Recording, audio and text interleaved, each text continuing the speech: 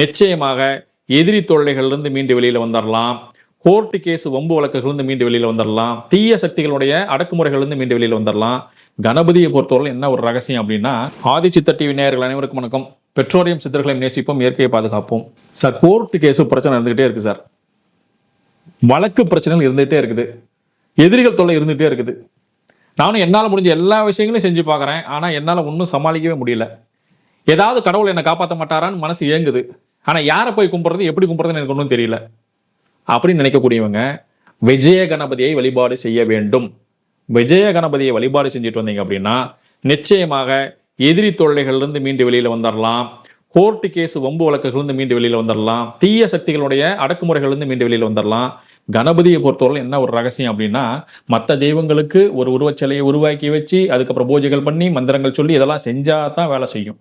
ஆனால் கணபதியை பொறுத்தவரையிலும் கணபதியினுடைய பேரை உச்சரிச்சிங்கனாவே அவர் வேலை செய்யறதுக்கு ஆரம்பிச்சிருவார். ஏன்னா அவர் மிக எளிமையானவர். தூணிலும் இருப்பார், துளும்பிலும் இருப்பார்னு சொல்லுவாங்க. அது மாதிரி அவர் இல்லாத இடமே கிடையாது. எல்லா இடங்களும் வியாபித்து இருக்கக்கூடியவர்.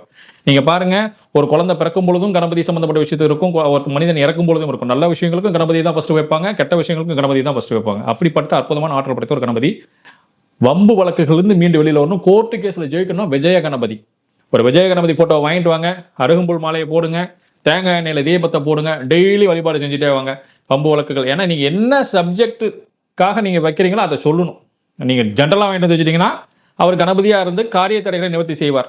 ஆனா இந்த விஷயத்தை சொன்னீங்கன்னா தான் அவர் என்ன செய்வார் அப்படின்னா உங்களுக்கு தேவையான விஷயங்களை செஞ்சு கொடுப்பார். அதனால விஜய கணபதி வழிபாடு உங்க வாழ்க்கையில் மிகப்பெரிய வெற்றியை தரும். பயன்படுத்துங்கள், பலனடையுங்கள்.